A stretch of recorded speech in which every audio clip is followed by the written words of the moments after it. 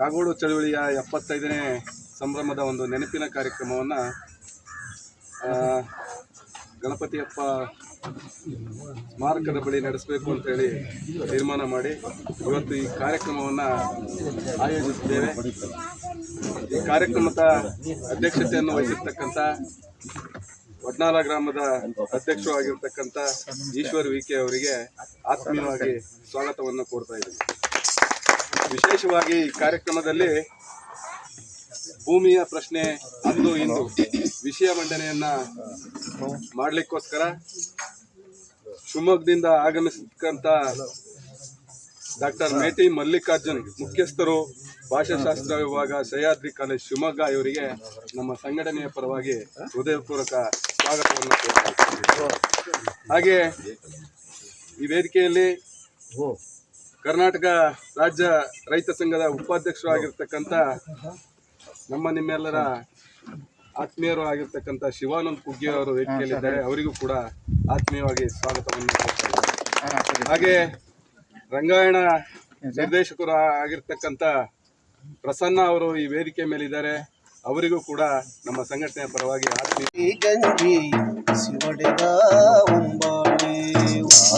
ತಂಗಿ ಬಾರವ್ವ ಬಾರೆ ರೈತನ ಮಗಳೇ ಬಾ, ತಂಗಿ ಬಾರವ್ವ ಬಾರೆ ರೈತನ ಮಗಳೇ, ಮುತ್ತುತ್ತೋ ಈ ಗಂಜಿ ಒಡೆದ ಹೊಂಬಾಳೆ, ಮುತ್ತುತ್ತೋ ಈ ಗಂಜಿ ಒಡೆದ ಹೊಂಬಾಳೆ. ತಾಯಿ ತಂಗವ್ವ ಬಿಸಿಲಲ್ಲಿ ಬಂದವಳೆ, ತಂಗಿ ಬಾ ತಾಯವ್ವ ಮಾಯೆ ಹೆಸರಲ್ಲಿ ನೊಂದವಳೆ, ಬಾ ತಂಗಿ ಬಾರವ್ವ ಬಾರೆ ರೈತನ ಮಗಳೇ, ಬಾ ತಂಗಿ ಬಾರವ್ವ ಬಾರೆ ರೈತನ ಮಗಳೇ, ಉತ್ತುತ್ತೋ ಈ ಗಂಜಿ ಒಡೆದ ಹೊಂಬಾಳೆ, ಉತ್ತುತ್ತೋ ಈ ಗಂಜಿ ಒಡೆದ ಹೊಂಬಾಳೆ. ಮಣ್ಣಲ್ಲಿ ಮಿಡಿದವಳೆ, ಗಂಡಲದಲ್ಲಿ ನಿಂದವಳೆ, ತಲೆ ಮ್ಯಾಲೆ ಕಸ ಹೊತ್ತು ಕಸ ಕನಸ ಕಂಡವಳೆ, ಹುಟ್ಟುತ್ತ ಮನೆಗಂಜಿ ಬೆಳೆಯುತ್ತ ಜನಗಂಜಿ, ಸೇರಿದ ಮನೆಯಲ್ಲಿ ತಂಗಿ ಬಾರವ್ವ ಬಾರೆ ರೈತನ ಮಗಳೇ, ಬಾ ತಂಗಿ ಬಾರವ್ವ.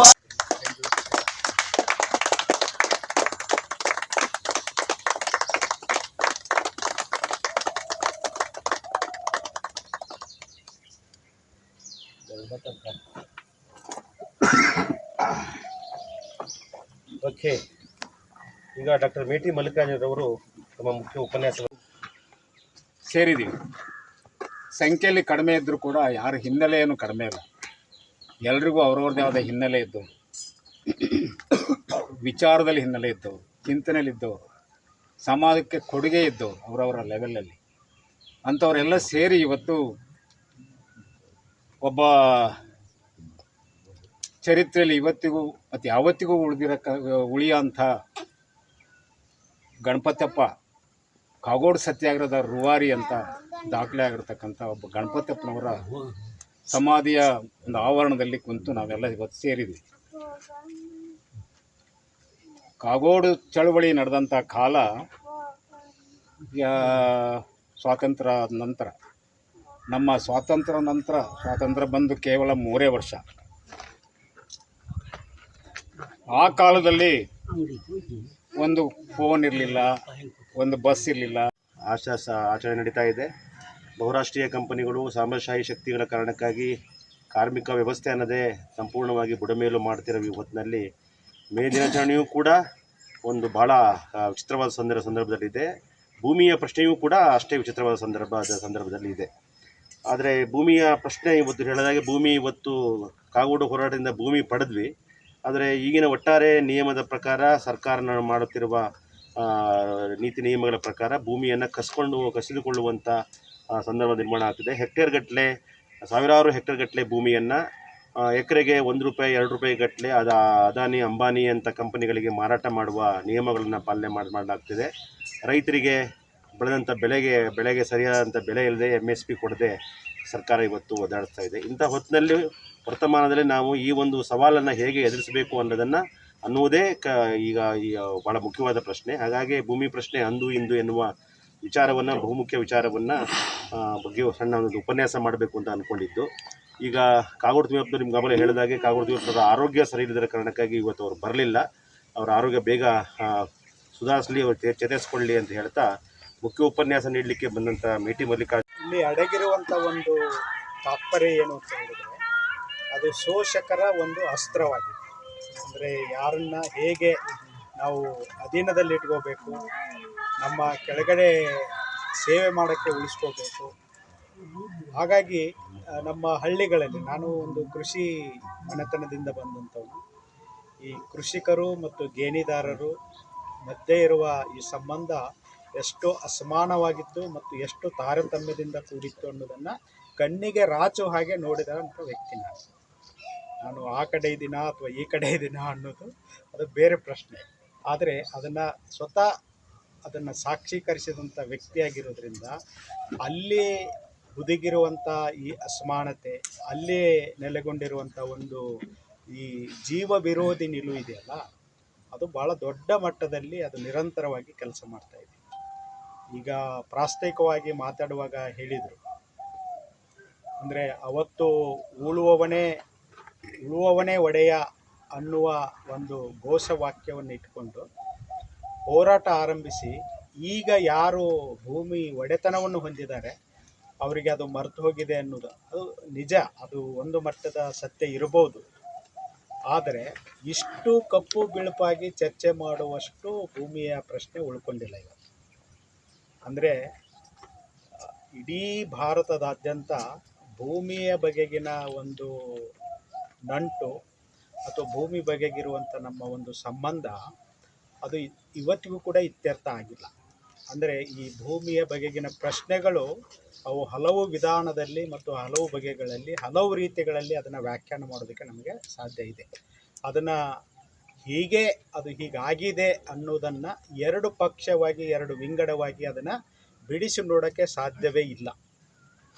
ಅವತ್ತು ಒಂದು ಕೊಳಗದ ಬದಲಾವಣೆಯ ಬೇಡಿಕೆಯಿಂದ ಒಂದು ಕಿಡಿ ಹತ್ತಿ ಒಂದು ದೊಡ್ಡ ಕ್ರಾಂತಿಗೆ ಕಾರಣವಾದಾಗ, ಅಂದರೆ ಇವು ಎಲ್ಲವೂ ಸಾಂಕೇತಿಕವಾದಂಥ ಒಂದು ಕಾರಣಗಳು. ಅಂಬೇಡ್ಕರು ಚೌಡರ್ಕೆರೆಗೆ ಹೋಗಿ ನೀರು ಮುಟ್ಟುವುದು ಒಂದು ದೊಡ್ಡ ಕ್ರಾಂತಿ ಆದರೆ, ಅಥವಾ ದೇವಸ್ಥಾನ ಪ್ರವೇಶದ ಮಾಡೋದು ಒಂದು ದೊಡ್ಡ ಕ್ರಾಂತಿ ಆದರೆ, ದಂಡಿ ಯಾತ್ರೆ ಮಾಡಿ ಉಪ್ಪಿನ ಸತ್ಯಾಗ್ರಹದ ಒಂದು ದೊಡ್ಡ ಕ್ರಾಂತಿ ಆದರೆ, ಈ ಗಣಪತಿಯಪ್ಪ ಮತ್ತು ಅವರ ಒಟ್ಟು ಸಂಗಡಿಗರ ಮೂಲಕ ಏರ್ಪಟ್ಟಿರುವ ಈ ಕ್ರಾಂತಿ ಇದೆಯಲ್ಲ, ಅಂದರೆ ಈ ಕೊಳಗ ಬದಲಾವಣೆಯ ಮೂಲಕ ಏರ್ಪಟ್ಟಿರುವ ಒಂದು ಕ್ರಾಂತಿ ಇದೆಯಲ್ಲ, ಇವು ಚರಿತ್ರೆಯಲ್ಲಿ ದೊಡ್ಡ ಕಂದೀಲುಗಳಾಗಿ, ಬೆಳಕುಗಳಾಗಿ ನಮಗೆ ನಮ್ಮ ಕಣ್ಣೆದುರಿಗೆ ಇದ್ದಾವೆ. ಅಂದರೆ ನಮ್ಮ ಕಣ್ಣ ಮುಂದಿನ ಬೆಳಕಾಗಿ ಈ ಕ್ರಾಂತಿ ಇದೆ. ಆ ಕ್ರಾಂತಿಯ ಸಾಧ್ಯತೆ ಏನು ಮತ್ತು ಆ ಕ್ರಾಂತಿಯ ವೈಫಲ್ಯ ಏನು ಅನ್ನೋದನ್ನು ಕುರಿತು ಪೋಸ್ಟ್ ಮಾರ್ಟಮ್ ಮಾಡುವ ಅಗತ್ಯ ಇಲ್ಲ.